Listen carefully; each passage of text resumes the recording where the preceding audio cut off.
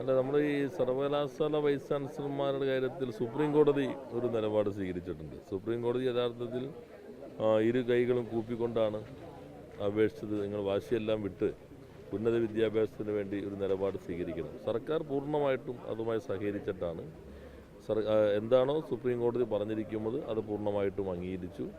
അതിൻ്റെ അടിസ്ഥാനത്തിൽ നടപടിക്രമങ്ങൾ പൂർത്തീകരിച്ചു. ഡിജിറ്റൽ യൂണിവേഴ്സിറ്റിയും സാങ്കേതിക യൂണിവേഴ്സിറ്റിയുടെയും അത് സംബന്ധിച്ചുള്ള സുപ്രീം കോടതി ജഡ്ജിയുടെ നേതൃത്വത്തിലുള്ള സെർച്ച് കമ്മിറ്റിയുടെ നിർദ്ദേശങ്ങൾ സുപ്രീം കോടതി നിർദ്ദേശപ്രകാരം മുഖ്യമന്ത്രിയുടെ ഇതോടുകൂടി ഗവർണർക്ക് ചാൻസലർക്ക് സമർപ്പിച്ചിട്ടുണ്ട്. എന്നാൽ അതിപ്പോൾ 15 ദിവസം കഴിഞ്ഞു. അത് സംബന്ധിച്ച് തീരുമാനം എടുത്തിട്ടില്ല. അപ്പോൾ യഥാർത്ഥത്തിൽ ഉന്നത വിദ്യാഭ്യാസം സംരക്ഷിക്കണം, നിങ്ങൾ വേറെ വാശി വിടണം എന്നുള്ള സുപ്രീം കോടതിയുടെ കൈകൂപ്പിക്കൊണ്ടുള്ള അപേക്ഷ ചാൻസലറുടെ കർണങ്ങളിലേക്ക് എത്തിയിട്ടില്ല എന്നാണ് അതിൽ നിന്ന് മനസ്സിലാക്കുന്നത്. എന്നാൽ അതോടൊപ്പം ഇങ്ങനെ ഒരു സുപ്രീം കോടതി വിധി നിലനിൽക്കെ അതിതിടുക്കത്തിൽ മറ്റു യൂണിവേഴ്സിറ്റികൾക്കകത്തും ഇത്തരത്തിലുള്ള സമീപനം ചാൻസലർ സ്വീകരിക്കുന്നത് ഒരു തെറ്റായ കീഴ്വഴക്കം സൃഷ്ടിക്കും. അദ്ദേഹം സുപ്രീം കോടതി വിധിയുടെ അന്തസ്സത്തേക്ക് അനുസരിച്ച് പ്രവർത്തിക്കാൻ തയ്യാറാകണമെന്നാണ് എനിക്ക് സൂചിപ്പിക്കാനുള്ളത്.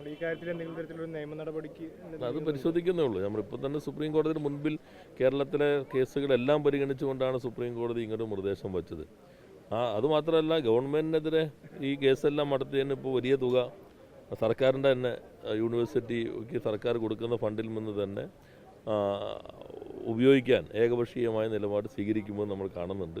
അപ്പോൾ ഇത്തരം ഘട്ടത്തിൽ അനാവശ്യമായിട്ടുള്ള വിവാദങ്ങൾ ഒഴിവാക്കി നമ്മുടെ കുഞ്ഞുങ്ങളുടെ ഭാവിയെക്കുറിച്ച് ഓർത്ത് സുപ്രീം കോടതി നിർദ്ദേശത്തിനൊപ്പം നിൽക്കാനായിട്ട് ചാൻസലർ തയ്യാറാകേണ്ടതുണ്ട്.